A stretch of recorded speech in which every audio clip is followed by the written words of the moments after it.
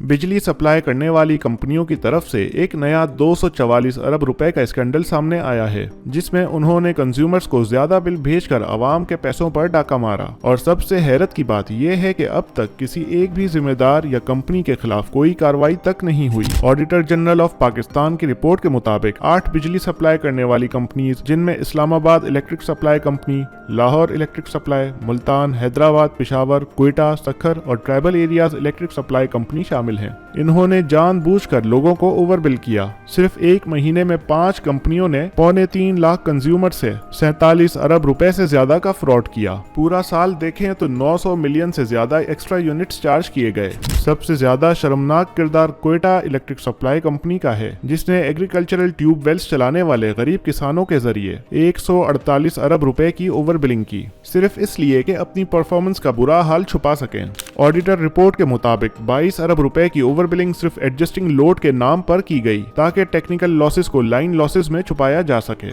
Companies ने यह भी जाहिर किया कि कुछ पैसे वापस किए गए हैं और इसे मीटर रीडर की गलती करार दिया, लेकिन जब ऑडिट ने रिकॉर्ड्स मांगे तो कोई सबूत नहीं दिया गया, यानी पैसे वापस हुए भी या नहीं ये भी नहीं पता। सबसे अफसोस की बात यह है कि इन सब स्कैंडल्स के बावजूद किसी कंपनी के खिलाफ कोई लीगल एक्शन नहीं लिया गया। जिस मुल्क में लोग बिजली का बिल भरने के लिए अपने बच्चों की फीस डिले करते हैं, वहाँ अरबों रुपए का फ्रॉड हो जाए और कोई जवाबदेह ना हो तो फिर अवाम किसके पास जाए। शहबाज शरीफ ने प्राइवेटाइजेशन का हुक्म दिया है कि ये कंपनीज अब प्राइवेट सेक्टर को दे दी जाएं, लेकिन सवाल ये है कि जो लोग पब्लिक कंपनीज में अवाम को लूट रहे हैं, वही लोग जब प्राइवेट बनेंगे तो क्या जुल्म और ज्यादा नहीं होगा।